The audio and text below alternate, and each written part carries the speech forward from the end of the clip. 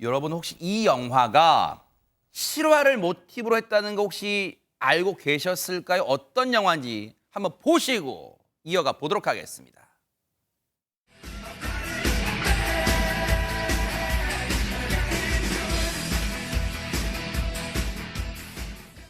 친구로서 마지막 부탁이 있어서 왔다.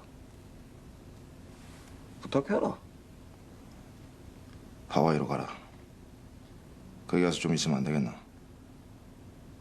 조그만 세월이 지나면 다 잊고 잘 지낼 수 있을 기다.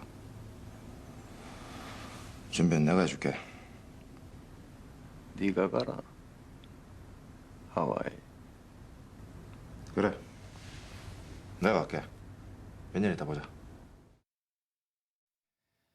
많은 분들이 익히 알고 계실 그리고 재방송으로도 몇 번 봤을 그 영화 친구인데 아니 최정아 기자님 이게 어떤 실화를 모티브로 했다는 거예요? 네, 방금 영상이 나온 이유, 특히 유호성 씨가 주로 나온 이유가 있는데요. 유호성 씨가 바로 이 칠성파의 전 행동대장으로 알려져 있는 인물의 모티브를 따서 그 캐릭터를 연기했기 때문입니다. 칠성파요? 네, 그렇습니다. 이 칠성파는 실제로 이 부산 일대에서 최대 규모를 자랑하는 조폭인데요. 이들의 실제 모습을 담은 영상을 준비했습니다. 어허. 함께 보시죠. 네.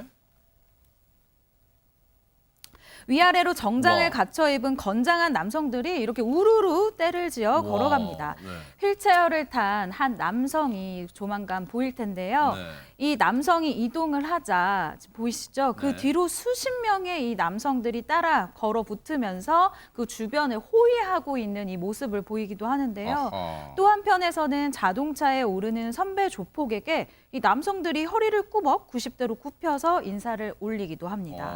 지금보다 분위기가 더 엄격해 보이는 2014년도에 공개된 범서방파의 이 칠성파 모습입니다. 범서방파도 유명하고 또 칠성파도 각종 사회면 기사를 통해서 들어본 기억은 납니다만 근데 이게 2014년 영상이란 말이에요. 근데 이걸 다시 우리가 꺼내서 보는 이유가 뭐예요, 장윤 변호사님? 어제도 비슷한 장면이 연출됐기 때문입니다. 어제가요, 칠성파의 전 두목의 팔순잔치가 부산에서 열린 날이었습니다. 어허. 그래서 전국에 아마 현역은 아니기 때문에 전폭이라고 해야 되겠죠. 전직폭력배라고 아하. 해서 여러 명이 몰려들면서 경찰이 정말 초긴장 상태였고요. 그래요? 경찰만 긴장한 게 아니라 주변의 시민들도 아니 이게 무슨 일이랴라고 해서 긴장의 끈을 놓지 못했다라고 하는데 어제의 모습 영상으로 함께 보시겠습니다. 영상이 있어요, 네네. 어제 오후 부산 중심가의 한 호텔입니다. 네. 호텔에 들어서는 여러 대의 경찰차 지금 눈에 띄고 있는데요. 네.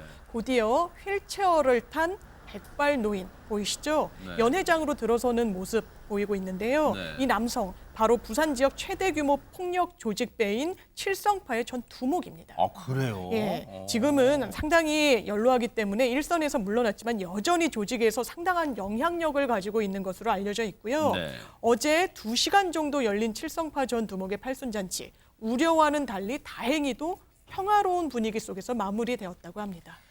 우리가 다행이라는 표현을 여러 차례 쓰는 이유가 있을 것 같아요, 구자룡 변호사님. 그렇죠. 지금 조직폭력배가 현실적으로도 굉장한 위협이 되고 있습니다. 얼마 전에도 이 부산에서는 칠성파하고 신20세기파가 지금 계속 다툼을 벌이고 있거든요. 그래요? 세력 다툼하고 있는 거예요? 네. 계속 세력 다툼을 하고 있고 얼마 전에는 또 패싸움 해가지고 부산경찰서에서 출동해가지고 잡는 영화 같은 일이 벌어졌었거든요. 그러니까 경찰서에서는 단순히 조폭들이 뭐 위화감을 벌이는 이런 행동이 문제 삼는 게 아니라 이걸 통해서 세력이 다시 결집해가지고 다시 세력 다툼에 이제 그 동인이 될까봐 이런 것들을 우려했기 때문인데 그래서 지금 부산경찰서에서는 사전에 조직원들을 면담을 했습니다. 그래서 깍두기 인사라고 하죠. 형님 하면서 90도로 인사 이런 거 위화감 주는 행동 하지 마라. 그리고 불법적인 내용 하지 마라. 그럼 잔치는 잔치로서 평화롭게 해주도록 우리가 도와주겠다. 이렇게 해가지고 잘 설득을 해가지고 아무런 충돌 없이 잘 넘어갔다고 합니다.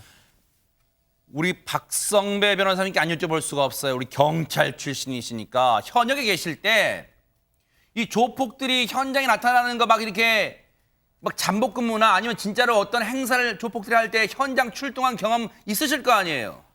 조폭들이 현장에 출동할 경우를 대비해서 대기하고 있으면서 사전에 제지를 시키는 경우는 흔히 있습니다. 그래요? 실제로 일이 발생하게 되면 상당히 큰 문제로 비화하게 되고 구속으로 연결되지만 그와 같은 사태가 발생하지 않도록 일반 시민들에게 피해가 발생하지 않도록 사전에 설득을 하고 그 설득을 통해서 행동의 변화를 이끌어냅니다.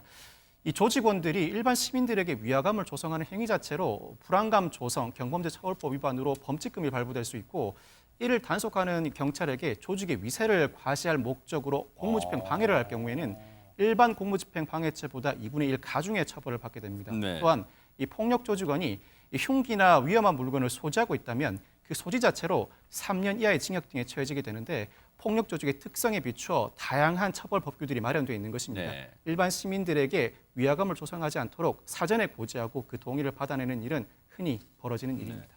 우리 그 범죄 다루는 영화를 보면 조폭과 기업 간의 유착 그것뿐 아니라 조폭과 연예계의 뭐 유착 뭐 이런 것도 다루고 그러잖아요. 그렇죠. 미국에서도 보면은 뭐 마피아와 유명 연예인 프랭크 시나트라든가 이런 관계가 있었는데 제가 잘 아는 연예인이 그런 얘기를 하더라고요. 악어와 악어새 관계라는 겁니다.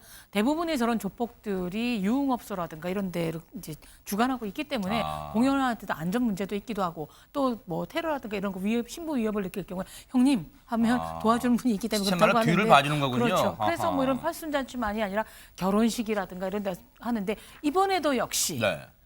사회를 유명 개그맨이 받고 그래요. 축가도 가수가 불렀고 그다음에 연회장 근처에 있는 연예인들이 보낸 수많은 그 축하 화환이 가득했다고 전해집니다. 네. 어쨌든 뭐 큰 불상사 없이 넘어갔다니까 이 지역 부산 지역 주민분들 정말 놀란 가슴 쓸어내리셨을 것 같아요.